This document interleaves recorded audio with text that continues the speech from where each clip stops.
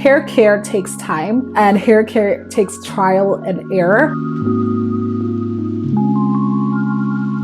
Hello everyone, welcome to my channel. My name is Laura. Over here, I share my lock journey with you. I've been locked for a little bit over 2 years. I've been documenting this journey, so if you're interested in seeing a little bit more about how my journey has been, I'd encourage you to subscribe to this channel. I also recently started a small business. If you're interested in looking at the behind the scenes content of how I run my business and how I grow the business, also follow along this journey. I'm also gonna ask that you hit that like button if the content that you hear in the video today resonates with you. This just helps the algorithm to make sure that other people who are interested in this content get to experience it and watch it as well. So let's dive into today's video. I'm going to talk about different things that could potentially damage your locks. In my experience, these things have been true, but as I say in all of my videos, every person's experience is different. However, for the person who's new to their lock journey, I think this information would be helpful on things to look out for, tips that will help you maintain healthy locks. So to start things off, I'm going to talk about styling.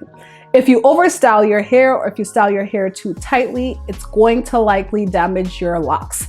Now, if you're anything like me, and I've talked about this in a previous video, your locks, as they continue to actually lock from the starter lock phase to the lock, they get heavier and also they get thicker, at least in most cases, or the texture is going to probably change. So as you're styling your locks, the styles that you once could do with no issue, as you continue on might look a little bit different. So I'll give you an example. When I had starter locks, ponytails were okay for me. I had no issue with them. But now my hair has a little bit more weight to it. So when I put my hair in a ponytail, it actually weighs on it. I pull on the edges. I can feel the weight pulling on my edges. So I have to be intentional about how I style my hair. Now, we all know that when we get locks, we're ready to style it different ways. We're ready to do different things. But I do want to offer this as a piece of advice. If you're newer in your lock journey or even further along in your lock journey, it's great to experiment with styles, but then sometimes the styles can be more damaging than helpful to our hair, especially if you're using things like bobby pins, especially when your hair isn't fully locked. Bobby pins tend to create dents in locks if they're used excessively. So as much as we want those styles, we want to make sure too that we're giving our hair enough time to breathe in between styles. The next piece that I want to talk about as far as damaging your locks is hair care. Now, the first thing is neglect. As much as we say that locks flourish and they thrive when you leave them alone, you don't want to leave them alone for long periods of times.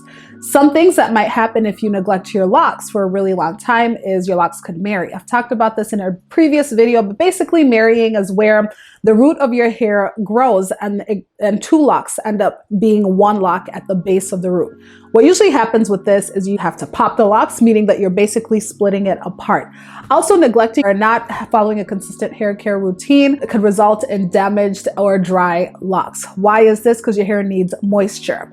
I'm going to give you an example of what I mean when I talk about your hair needs moisture. If you think about noodles, before you boil them, they easily break. They can snap, or we can even think about spaghetti in that regard. But once you boil them and they get water in them, it's harder to break them. Your hair is the same exact way. When your hair has moisture in it, it's less likely to break. And we know that when we see length, that means length retention. Now with locks, length retention isn't necessarily an issue because your hair is not being combed out. You're not losing strands. The hair is kind of compact, but that doesn't mean that you don't need to take care of your locks. We want to make sure that our locks are well moisturized. They're not dull, and then we're not having breakage, whether it's at the roots or the ends of our locks as they're going through the locking process. The next thing that I want to talk about is your retwist option. It is very possible that the way you retwist your hair could be creating damage or causing damage to your hair.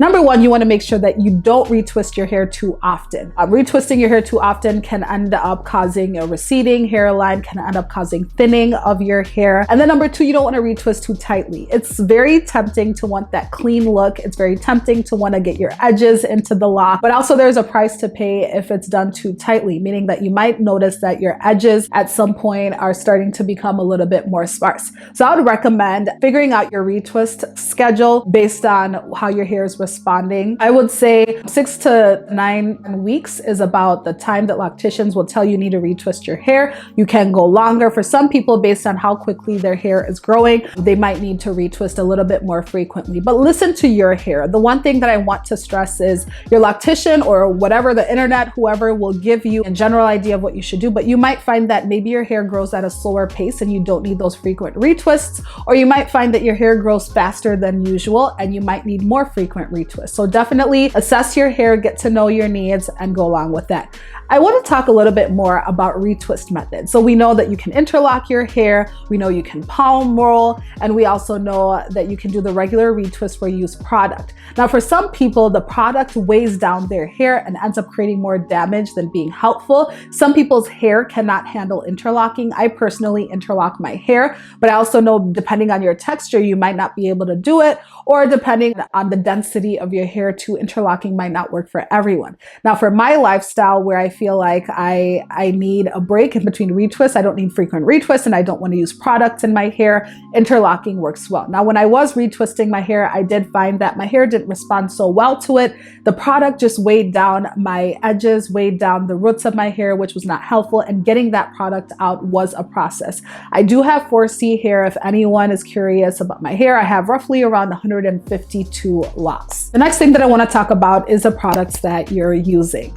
Now, when you lock your hair, you technically don't have to use too many products, but you have to use something to moisturize your hair, which water can be used to moisturize your hair, but we find that most times people need something a little bit more than water.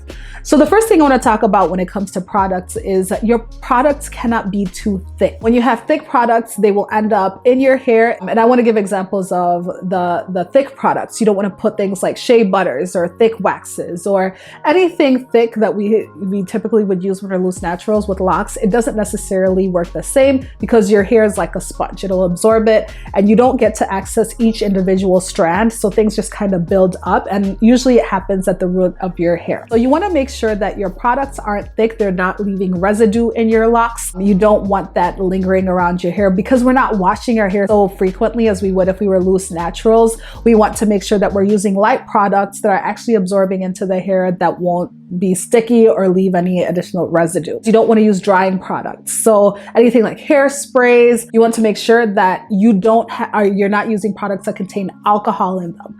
Part of what I aim to do in this channel is educate you on how to care for your hair and also how to read labels.